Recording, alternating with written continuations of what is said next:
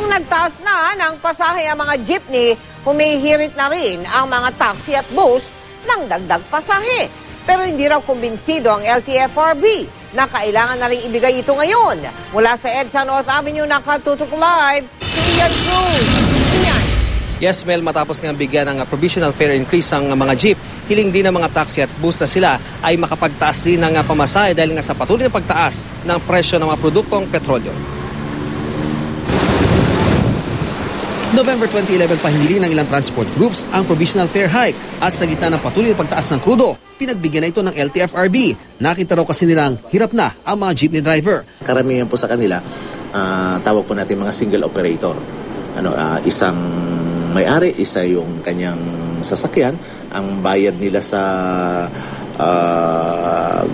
gasolina at saka sa spare parts, usually cash basis, walang discount dahil isa lang sila. Ang mga taxi at bus companies nakakakuha raw ng diskwento sa langis at sa binibiling piyesa. May ilang city bus pang araw sumisingil ng mas mababa sa minimum na pamasahe. Marami sa kanila ang nagsisingil ng pamasaheng mas mababa pa doon sa authorized rates na ibinigay sa kanila. Sabihin, bakit ka magtataas kung yung existing na rates ay hindi mo naman ipinatutupad at nagsisingil ka pa ng mas mababa doon. Pero ay sa Philippine National Taxi Operators Association o PINTOA, ramdam na ramdam daw nila ang epekto ng patuloy na pagtaas ng presyo ng langis at spare parts. Mula rin 2003, noong 2010 lang sila nakakuha ng dagdag pasahe.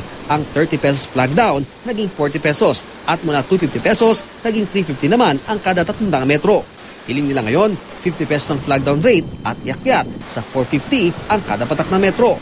Wala nang kinikita yung driver, lahat napupunta na sa fuel. So ang nangyayari ngayon, hindi na bumabiyahe yung mga driver dahil konti na lang ang kikitain eh. Now, pagka hindi bumahe yung mga driver, siyempre may epekto rin sa operator yan. Ang Metro Manila Bus Operators Association naman nananawagan sa LTFRB na resolbahin ang petisyong inihain nila noon pang 2007. Dati nang napagbigyan ang hiling nilang provisional fare increase sa minimum na pasahe sa bus, kaya sa ngayon ay nasa 10 piso na ang pasahe sa ordinary bus. Habang 12 pesos naman sa aircon. Pero kung kakatigan ng LTFRB ang kanilang petisyon, ang minimum fare sa ordinary bus ay magiging 12 pesos na.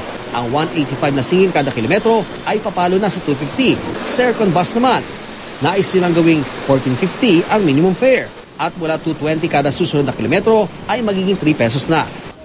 Bukod pa raw ito sa fare hike petition ng isa pang bus association noong isang taon.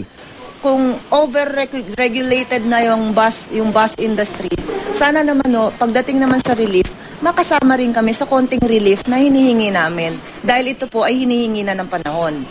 Ang mga FX drivers, ramdam na rin daw ang mataas na halaga ng krudo. Dito halimbawa sa Good Concept Cooperative sa gilid ng MRT North Avenue Station. 4 na taon na raw walang taas pasahe. Kaya pinag-uusapan na raw ng board ng mga transport cooperative kung magkano ang hihilingin nilang fare increase. Binubuo pa lang namin kung paano uumpisahan yung plano, kung paano papasok na. Kasi nga nahihirapan na rin kami kung paano magpipetisyon. Sunod-sunod ang pagtaas ng ng mga diesel namin. Tapos ampere naman sa mga jeep lang ang tumataas, kami hindi kami tumataas. Marami na nga taong hindi kumakain. Naglalakad na lang. Kaya mahirap pag tumaas na naman yung gasolina natin.